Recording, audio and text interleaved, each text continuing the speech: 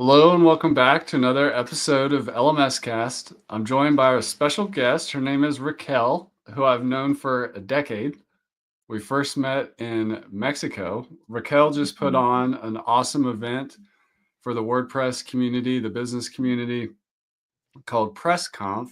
And I wanted to interview Raquel about her journey with that, ideas around creating events and building community, which she's exceptional at. But first, welcome to the show, Raquel. Thank you, Chris. Really happy to be here. I have to say, I made a faux pas at your event. We were going out to dinner, and I looked around and I said, "Hey, everybody here has been on the podcast. It's kind of wild." And you were like, "I haven't been on the podcast yet." And I'm like, "Oh my god, I've known you for so long. I feel like we've done it." I'm like, "I can't believe we haven't done it yet." So here we are. Um, Making an honest man out of you now. thank you, thank you. I need that. Um, so your business is called Wonderland Curious. You can look for Yes. that on LinkedIn, social media. You've got a website coming soon at wonderlandcurious.com. But first, dive in and let's start it today. Like, what was the event that you just ran, and why did you do it? Oh man. Okay, buckle up. I Right. the event is PressConf. We've been seeing the spiritual successor of Pressnomics.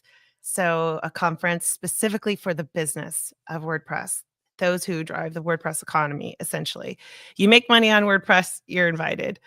If you want to make money on WordPress, you were invited. But yeah, there's some origin, big time origin story. But to keep it not too long, I have just really found a niche of what I'm really good at, and that's bringing people together in real life, humans. And I've loved volunteering and putting on events, not even for WordPress, but even my kids' schools and other community events in the startup space in the Valley in Phoenix where I live, or even in the design space.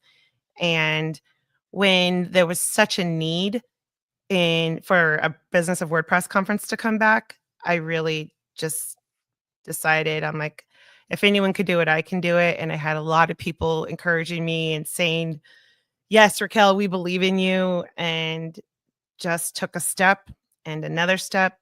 And we could go into all sorts of specifics if you want, if you have any other specific questions, but it happened. It happened last week and it blew my mind every step of the way, and seeing everyone there, it was just so incredible and so needed for our community at this time. Absolutely. And I do have more questions, but I just want to say at a high level, one of the frameworks I use for helping education entrepreneurs and those that build the tech to support those industries is a challenge they have for wearing five hats at the same time. And that's the expert, the entrepreneur, the teacher, the technologist, and the community builder. And I think the community builder hat is the least understood with the most lacking of skills and experience out there. It's like truly a kind of a unique gift to build community online, in person, just for your industry, before the sale, as part of the product. It can be a lot of different things. But first question about press conf is how long did it time elapsed from I'm going to do this to the 140, 50 people or however many that showed up at the event? Like, what was the time frame from idea to launch for that? I guess technically, the moment it was happening, and there was no doubt in my mind, a year. But again, you know, and I've said the story. Chris, you were with me, and Jason, several others, and we were hiking a mountain in Taipei, and the conversation came up, and you know, there somebody referring to Cloudfest as the new Pressnomics lit a fire in me. I was like legitimately offended, and not at Robert Windish is the one who said it. I've shouted out his name so many times. It wasn't that I was mad at him at it at all. It was just like, this is what we've resorted to because we don't have Pressnomics anymore. And then that was the first huge catalyst. And then shortly after, I got on a community mastermind call with other WordPressers. And the conversation came up around having a WordCamp that was business centric. And I know from being a long time, decade long plus WordCamp organizer, that WordCamps serve a purpose, and the purpose they serve is wonderful and needed, and they don't need to be all for all. And I just knew, I was like, no, this burden isn't for WordCamps to carry. I'm going to do it. And I immediately hung up and reached out to Josh and Sally, like immediately. And that was, gosh, I mean, yeah, it was either late March or April of last year, 2024. And then uh, having kind of figuring out with them going forward, will it be Pressnomics? Will it not? Because GoDaddy owns the trademark. And then my baby, I have adult children. My baby graduated from high school, and letting the kind of summer simmer for me and kind of get my act together, having conversations, playing the sort of beginning game of knowing this conference is coming, and WordCamp Europe, having lots of conversations with key people in the industry. And then came last August, I had my first meeting, started building a small team, and really between August and November, before we started selling tickets, it still wasn't a terrible amount of time other than like setting up a quick site. But really, the momentum really started in November once we started selling tickets. So yeah, here we are. So in summary, like what the event was, it was at a hotel in Tempe, Arizona, a really nice hotel, Mhm, great pool and hot tub.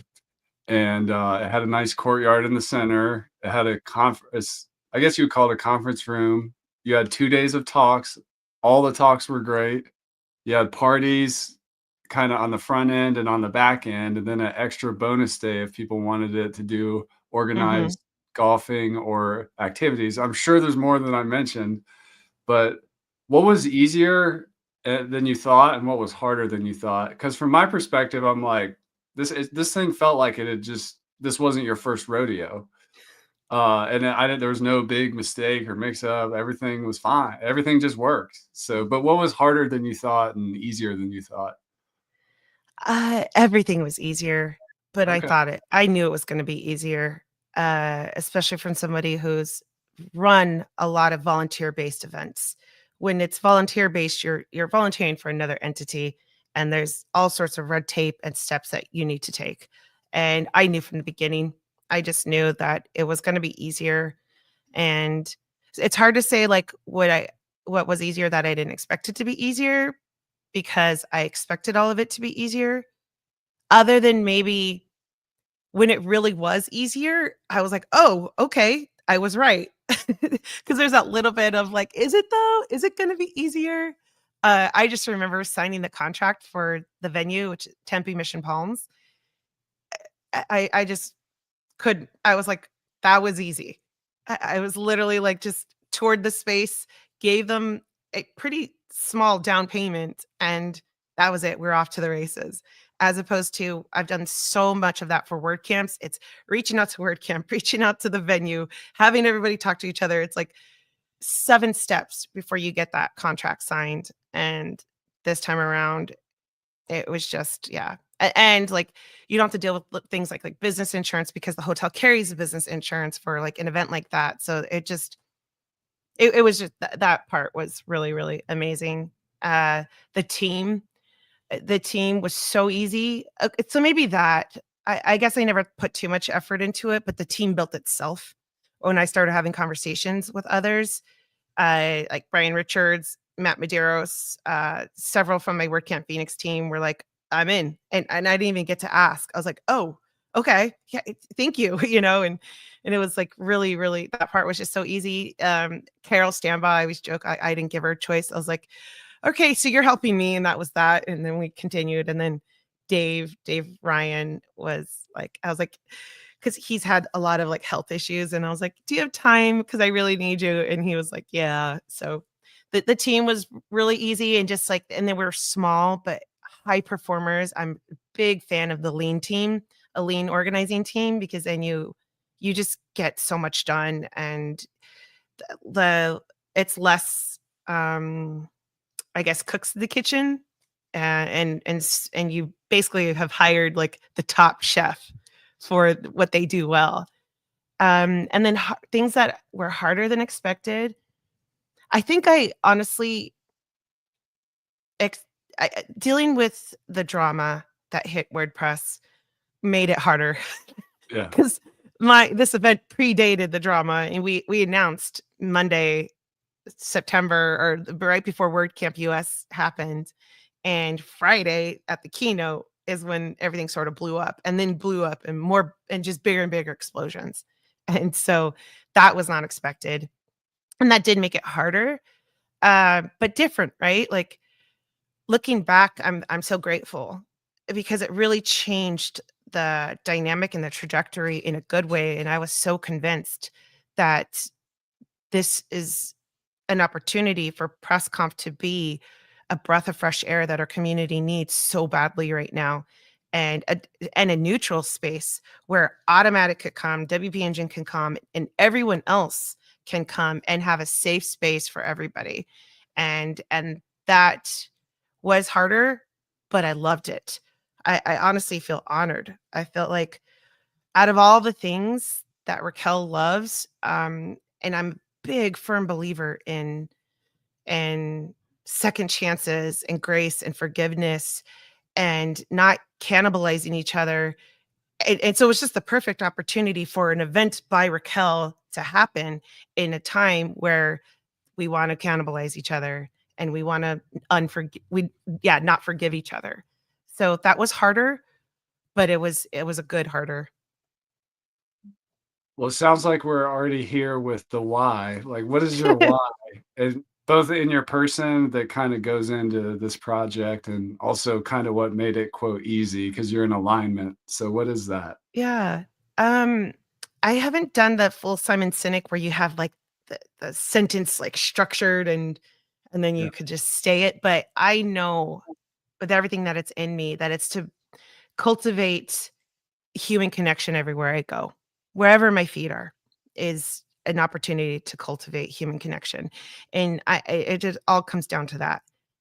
Whether that's a smile to a stranger on the street, whether that's a conference that you plan for an industry that you love, and to do it in person. I mean, and especially in such a time as we are in with like AI and everything virtual, and even you and I can have this, virtually, and I'm so forever grateful, and I embrace it, and I look forward to using it as a tool. We will always forever as creatures on this earth need each other. And so it just made so much sense, and especially with that outcry with WordCamps sort of almost not existing in North America, and uh, we post-pandemic, and then now people are recognizing how we're creatures meant for each other. We're not meant to be insular and separated. We're meant to interact with each other physically, in person. So for me, it was simple, bringing this event, but and it's not just that. Like, whenever I travel, if I just happen to be, are you still in Maine? I am in When Maine. So if I happen to go there, you better believe I'm gonna hit you up and harass you and be like, "Chris, let's have coffee because 'cause I'm near you." I And I appreciate tell that. I've gone to Arizona on other trips and you see a picture of a cactus or something and you're like, "Hey, let me know if you wanna hang out or do anything." Like, I always Yes. felt, like, warmly welcomed whenever I'm around you. Yeah, no, that's awesome because I definitely have, like, that's my thing is, like, if you come to Arizona or Phoenix, like, you better hit me up because like, I wanna, like, say hi because that is just we need it more than ever in this world, and even as we become more and more online, I don't wanna ever stop helping cultivate human connection. How do you think about the online versus in-person, community building? Like, especially in, WordPress or online business, there's a lot of online community stuff and social media going on. Um, how are they same? How are they different? How do you think about building community online versus in person? Or is it really just the same thing, different show or different venue? Oh, I think it's 100% different, or I guess maybe not 100%, but it is extremely different, but they're both I guess they're not equal in value, but they're very valuable, And so I'm very pro social media. I do think I have a little bit of a different perspective, as I am not one to doom scroll, and I don't say that as a brag, but it's kind of not fair if that's not my vice, you know. But I am an 80% producer, 20% consumer. So I like to produce content. I like to do a lot of IG stories. If anyone follows me on Instagram, I'm a big producer, and I try not to scroll. And if I do, I want to see who I'm connected to, right? So social media for that sense is beautiful. I love it. And where it was like, MySpace, and I really loved that. And I was so careful about curating those top 6 photos, and then remember when it went to 9? You could do 3 more. It was like a big deal, and I do love that, and I love that you and I can meet virtually right now. I love that we could use a virtual component to connect in real time. I do think that's important, and I would rather have that today than what it was 30 plus years ago, where we didn't have this. Or maybe we could talk on the phone, but it's not even remotely the same that we could see each other, and we could see each other pretty well. Um, at the end of the day, though, it's will never replace in-person connection. It is a supplement, absolutely, and I don't think I need to describe what the definition of a supplement is versus the actual thing. But when it you and I having this conversation right now in real time is beautiful and lovely. But if we were in person, our energies, our vibe would be felt and exchanged there, because there's an energy exchange that happens with people. And that's what happens at an in-person event. And so where I do draw a line for me personally is my online community cultivating, community building will be on social, will be in connection, will be casual, will be personal, will be real. And on LinkedIn, sure, will be business centric. But when it comes to an event, I have no desire to do a virtual event. Yeah. So if anyone wants to hire Brian Richards. He's amazing at that. He's also really good at in-person events as well. But I have no desire, and that I know my lane. So, and where I really see the biggest need in our world is for in-person events, and especially for more of like the intimate event that we had last week, as opposed to uh like for instance Cloudfest, which is a really big production, or WordCamp US, Europe, Asia, thousands of people, you know. Um you obviously can still, and I love them. I love them. I'm an extrovert. I love the energy I get, but having that smaller, 150 to 200 person event is what I'm just really loving right now, building that up. Awesome. I think one of the reasons community building is misunderstood or just not as explored is because we have our own individual hangups. It could be shyness, imposter syndrome, fear of being on stage, um, just all kinds of anxiety and stuff. And I think in the tech community or in the online business community, there's a lot of life that happens behind the computer and people get comfortable there. What do you recommend to somebody, or and maybe tell us about your own journey on how to kind of get past all that and get out there in real life and build community from an inner game or personal development perspective? I, a couple of things. It's again not exactly fair. A lot of the stories that were shared about me, uh, Rich Tabor, um, Brian Cords, et al. Others, is I'm seeing a pattern of the movie Up. Did you see Up? I do. And Yeah. the whole beginning before the opening montage where Ellie just basically forces uh what was his name? Carl Fredrickson, was that his name? To be friends. And so I'm getting a sense that that's sort of me, that I'm like, I come in, I'm like, you and I are friends, and that's how it goes, and it's not going to stop.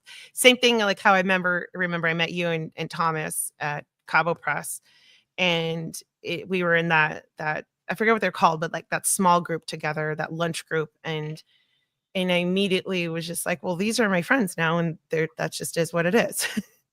And so I think, one, leaning into the Raquels because we're here and Connectors, the what'd like you say?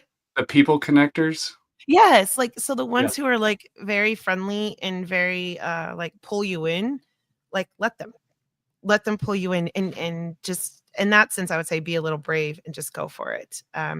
The other, and again, that, there's always gonna be 1 or 2 or 3, in any given community, and I think for our audience, there's definitely we're a tech audience, so there's going to be less, of that my personality types and more of the introverted. But what I do see is a lot of uh, like I guess careful timidness into like getting out there, and a lot of us are really amazing on the keyboard.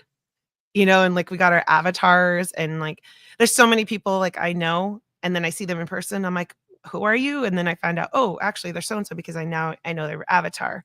And so there's and I'm trying to think of, like, different things to say that we haven't already heard about Be Brave, but if you could take your, like, online reputation, hopefully you've cultivated that well and you're not a meanie, you're not a bully, but if you could take that online reputation and just know that people are eager to meet you in person, then yeah, like, start there. Start with that, like, start with, like, "Oh, I see, like" see, and I'm already gonna forget his first name, but, his handle is Jazz Sequence everywhere, and, I'm not like, sure.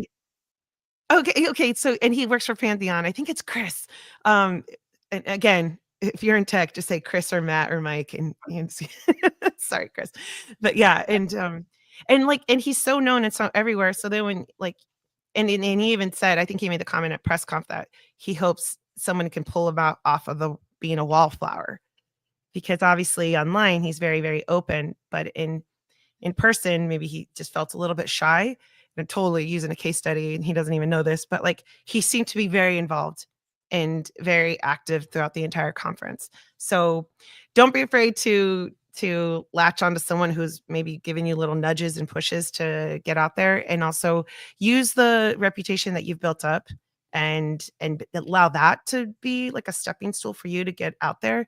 And then the other thing is just open up your mouth and give it a shot. And our community is really kind for the most part. So I would say just do it. It's really What everyone always welcoming. I says. I can't remember the exact analogy or where I heard it, but like uh it's like when you see small groups talking, in some communities it's kind of like a bagel you can't break in. Mm, But you should be yeah. like a croissant and there's always like room for somebody to join. Doesn't matter like how far you are and how long you've been in the industry or whatever.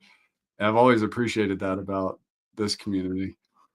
Yeah, very much. And I think there's a big push for that too, of like, we know that in any sort of trainings we've been a part of in this community, it's very openly discussed to have your circle open, or if you see someone, a quick story at Work Camp Canada last July, during lunch, it was a group of us comfortable, knew each other friends, and we're all sitting at a table. And then next to us was somebody who we didn't know by herself sitting at a table. And James Giroux got up and he's like, let's go talk to our new friend over here. Nice. And just started talking with her and getting to know her. And it's like being that way. And that's the type of community that we have. We have like people like that who are making us all feel welcome. Shift gears into content.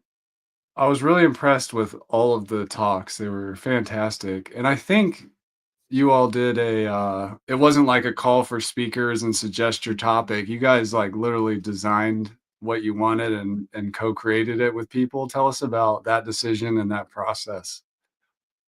Yeah, honestly, there wasn't a lot of thought into it, and I commend my team because sometimes I just wonder, like, if I'm driving them crazy because I just get these ideas and I just, like, go with it, and I'm just like, "This is what we're doing.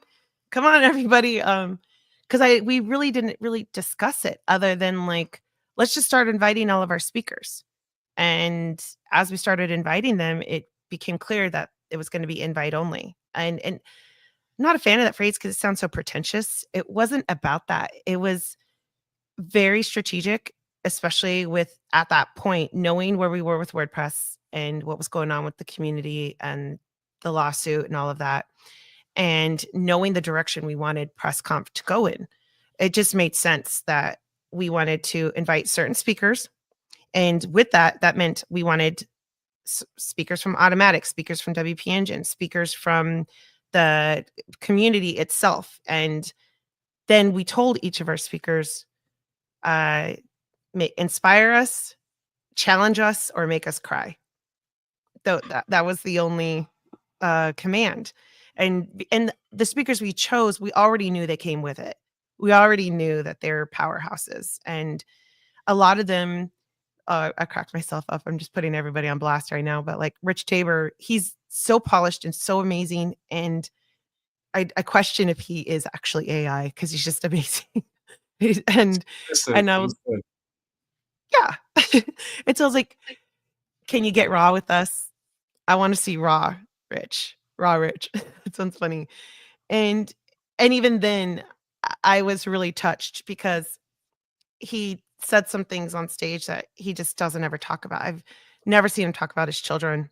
It's not that he doesn't love his children, but, but this was the platform for it, or to share stories about what happens in his home. And so, yeah, that's what I wanted. I wanted on stage to for me to experience what I experienced at previous Pressnomics, where I was like touched or I was like offended. I wanted even a little bit of that, or because those things, if you handle them well, if you're open, then oh my God, amazing things can happen. Amazing. And so that was the intention. We hand selected our speakers. Not all of them came through, and even some like poor Oliver Sills got like sick right literally days before and couldn't come. But yeah, we hand selected and we told them, make us cry, inspire us, or challenge us. And that was the reason. yeah, well, job well done on that. Um, let's pivot into tech real quick because I think if Okay. somebody's thinking about designing an event, they might get a little down the rabbit hole of like, oh my gosh, I got to figure out lights and cameras and projectors and the pointer thing that makes the slides go and stuff like that. Uh, Legit. you said earlier that like, oh, well, you just put a deposit on the hotel and it came with its own insurance. Did the hotel have all the audio video stuff or did you have to figure that out? Yeah, so those were the first steps, and thankfully, having organized several other events, you just know what to do. So, yes, the hotel does have their own AV, but that meant multiple meetings, figuring out, what they're gonna do on stage and how much, because that has its own budget and, proposals. Um, and that was the other thing too, from that standpoint is, this is not a word camp. God bless word camps, but it's not. So we want lighting, we want curtains, we want, all of the bells and whistles on that stage. And then same thing. It's funny you say that because that is something that you think about is they're called confidence monitors, the ones that allow the speakers to see what the audience sees. And yeah, and the clicker and all of those are itemized lines on the proposal. And that does come with experience, but also if someone's first getting into it, any AV company you go with, they're gonna know. And they're gonna like tell you everything that you would need to know, and they'll work with you and what you need. Um, was that the full question about I would say too, like there's things as simple as like signage, Yeah. and that takes design because you got to design the signs. And I would say give you a little insider pro tip, go with a local printer. Okay. Whatever you do, go with a local printer because if there's a mess up, like you're not dealing with shipping one, so you don't have to pay for shipping, especially you could just pick it all up when they're local. But that's huge and not a huge expense if you're doing it locally. I'm a firm believer local is cheaper than like getting it from some place that's shipped. But there's little things like that, and then obviously when you use a hotel, there's a lot that you just have to use with the hotel. And most people know when you're using a hotel, where the costs come in is F&B, food and beverage. Okay. So really, you don't even get charged to use the hotel. You promise hotel rooms and you buy a bunch of food. That's really where it comes in. So those parties was really where we strategized to pay the hotel and for the services, really, for allowing us to use their space. And that's really, I mean, we could go into like a whole other podcast on running events and what that looks like, but those are just some little bit of the things you have to decide and deal with. What about sponsors? How'd you get them? And I know you're familiar with it from WordPress because WordPress events have always done sponsors, but if particularly if somebody's never done it before, how should they think about finding sponsors and giving them booths and what makes the sponsor want to do it and figuring out pricing and all that stuff? Yeah, it's a big undertaking and nothing to be trifled with. That is one area that I know for me, I want to do better just from a personal goal is like getting out in front of that quicker. And because it was the resurrection of Pressnomics, there definitely was a lot of social clout in the community for and also with me. And I'm very grateful that I've built the relationships that I have because people just knew like that. They knew what this event was and they knew the value of it. And but it was not easy. I would say having a prospectus. I know even in post status they were just talking about that and having a prospectus early on to talk about the value that a sponsor is going to gain from sponsoring your event and just go on the internet and find something and copy it or ask chat gpt and chat gpt will blow your mind with some prospectus items. And even if you didn't, like, that was the hard part for me is I couldn't use previous Pressnomics numbers, so I had to use like organic numbers, so it was more so projections, and thankfully it more than delivered. But the prospectus, if this is something you think about in your future that you want, start having relationships with these sponsors now. And for no reason other than just to have the relationship with this person. And oh my gosh, I cannot preach that more than I do right now.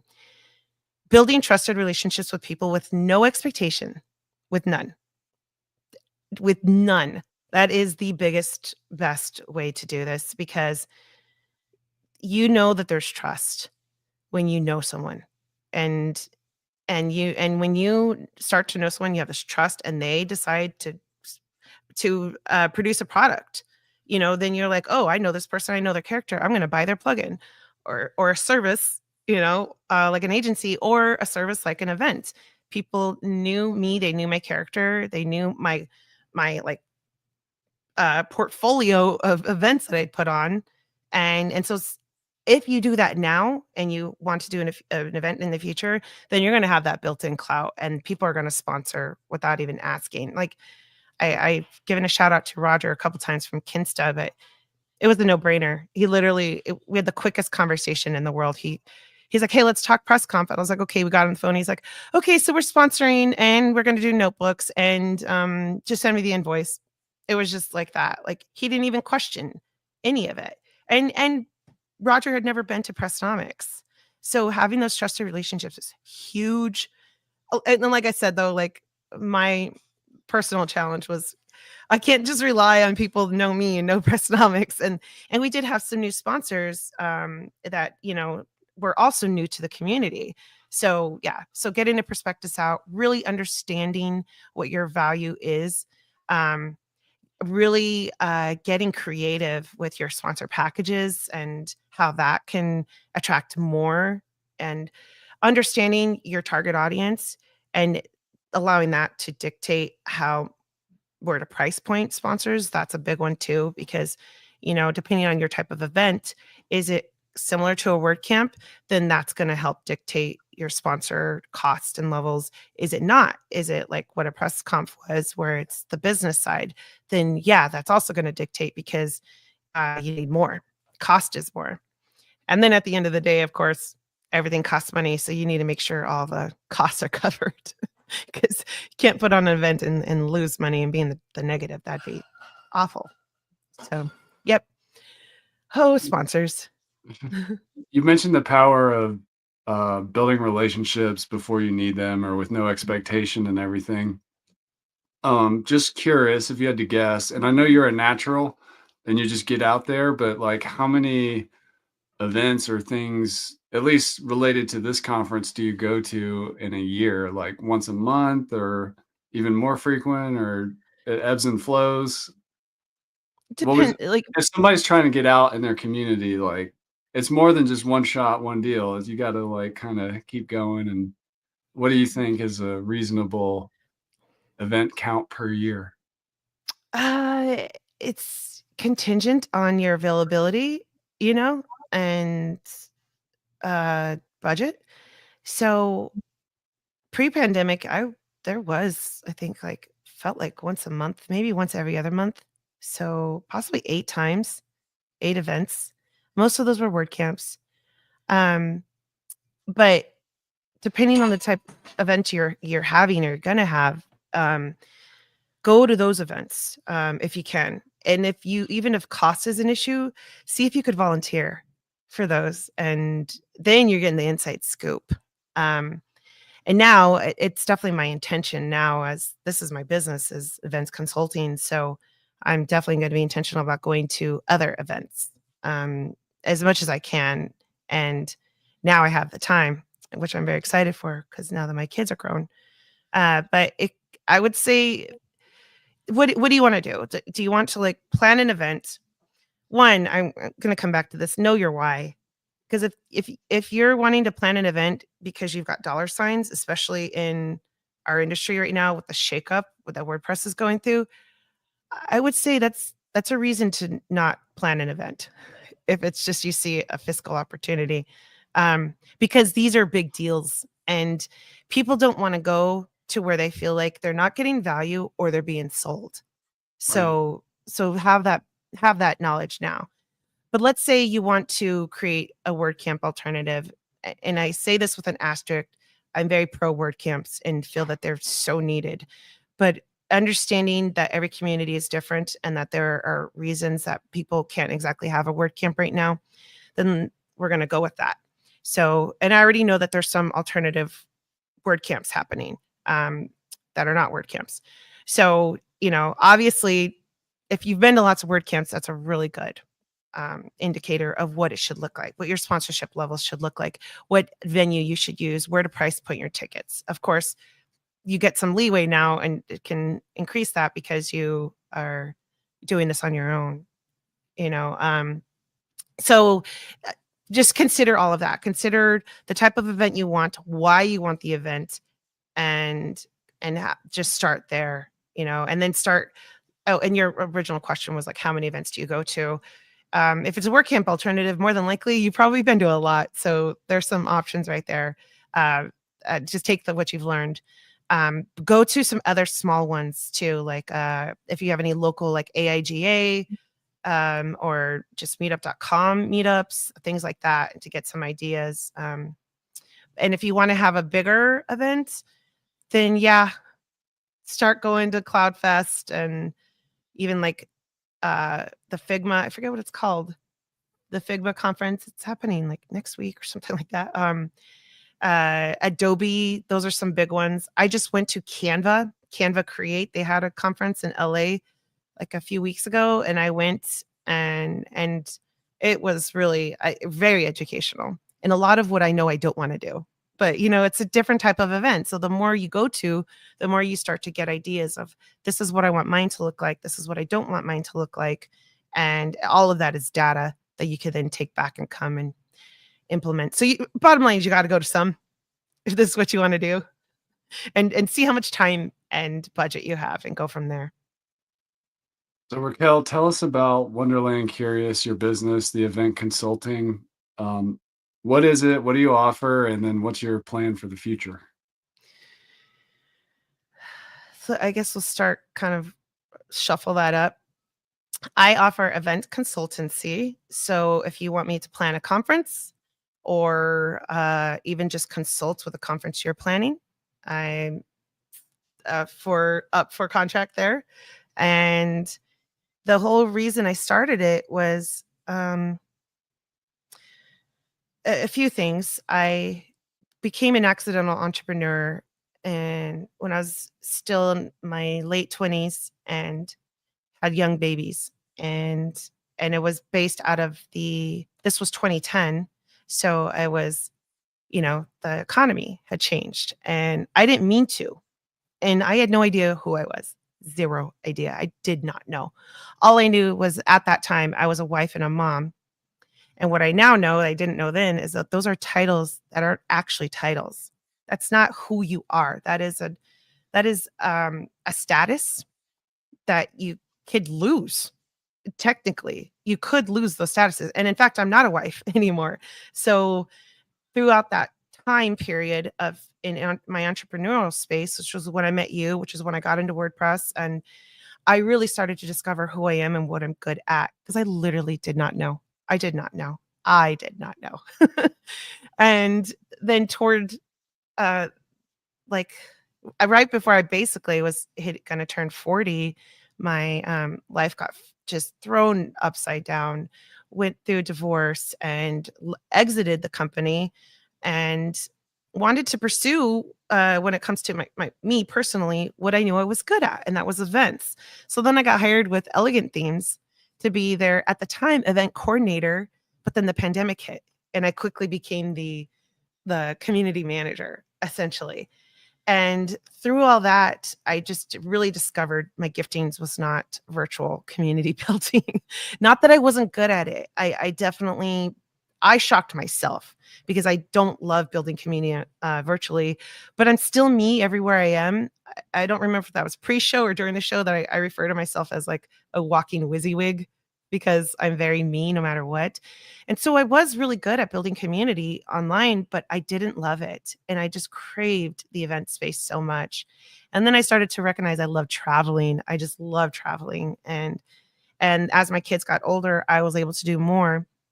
And so kind of just the stars aligned, really. I always had this idea that I would start an event or a group travel company, kind of like what Mendel was trying to do with Greek Geek Adventures, if you remember. And I had this idea in the back of my head that I wanted to do that, but my kids still came first, and so I didn't do any of that. And I really made the choice. And I know people try to say, like, you're making excuses. I was like, oh, excuse or not, it's my choice. I'm choosing my kids. I cannot start my own business yet. And then when, like I said, my baby graduated, that's when I knew Pressnomics was happening. And then throughout that summer, when I told you I was letting things simmer, it really became clear that, like, it's not exactly the most sustainable to start a group travel company. That's hard to make money, on that. You would have to have a lot of group travel and employees, really. But then when I understood that I could do on my own and implement, of course, with like contracted help, our events. And that was really what led me to really start the company is I knew what I wanted, and that was to be an event consultant and do group travel. And group travel will be more like just for funsies and a little micro way to do what I do well, which is cultivate human connection, but to do it e.g. in Iceland, like I did with Mendel, Taco, Robbie et al., and to have this little time of like being able to travel and being able to help cultivate human connection. But really, the bulk of what I would do would be in events consulting. And so I put myself through a little branding process back in August because I knew I needed to LLC. And through that card deck, I got down to these 6 key words that describes me. And what stood out to me was back to when I was a little girl, and I could feel myself getting teary-eyed right now, of like 2 words, like wonder and curiosity. And why am I crying? And so I those ones, it just reminded me so much of when I was a little girl, and that part of me is still me, and I always joke that I'm an overgrown child, and if anyone's ever hung out with me, I have way more energy than a 44-year-old woman should have, and I don't look my age. That doesn't necessarily have anything to do with this, but, like, I've always had just this curiosity and tenacity and wonder, And who does that remind any of us of? Who's, I guess, like my spirit fictional character, which is Alice from the Lewis Carroll books.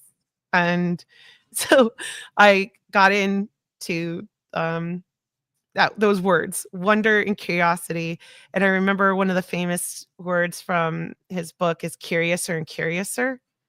And then I was like, how do I like marry that with a name? And so then I was like talking with a good friend, and we were kind of going back and forth. And then I think it might have been I think I was I think I said like Wonderland Curious, and he's like, "Yes, that."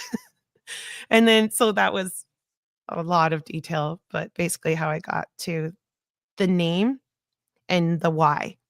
And so like my tagline is curious or events, curious or travel, because when you hire me or when you go to any of my events like press comp, which is mine, or group travel, which I'm planning, it come with the spirit of wonder and curiosity, because it's going to be a little different, and you're going to want to have that playful nature come out of you. And I just really loved it. I loved all the way that came together. I loved that I didn't necessarily need to hire somebody to do branding, even though I definitely have a designer who's done amazing work. But like because I had already been through a lot of branding processes, or just even in our space, we get exposed to a lot that, and because I've done so much work on myself, so much therapeutic work, like I'm blowing my own mind. It's like I don't even know who I am. And so I was just so grateful that with all the work that I've done and all the growth I've had, that I came up with this and had friends that affirmed it. And I'm just so excited. I'm so excited to like offer these services and events to the world, because then they get to do it too. Because I feel like we need it more. I feel like our world needs more curiosity and wonder today more than ever. Sorry, I got a little soapboxy right there. It's good. That's Raquel from Wonderland Curious. Thank you for coming on the show. Thank you for putting on an exceptional event.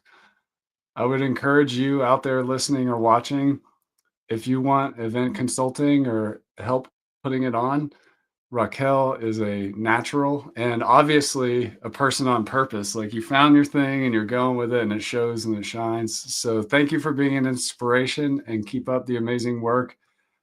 Check out Raquel at wonderlandcurious.com, website coming soon. It's on LinkedIn and social media. Any final words or other ways to connect with you, Raquel? Yeah, I'm on all the socials pretty much at Raquel Karina, most places. I'm on every WordPress Slack instance at Raquel, just at Raquel. So, and I love connecting. Even if anybody wants to have just like a virtual talk, or if you happen to be in Phoenix, hit me up. And that's all. I think that's how I want to end it. Thanks for coming on the show, Raquel. We really appreciate it.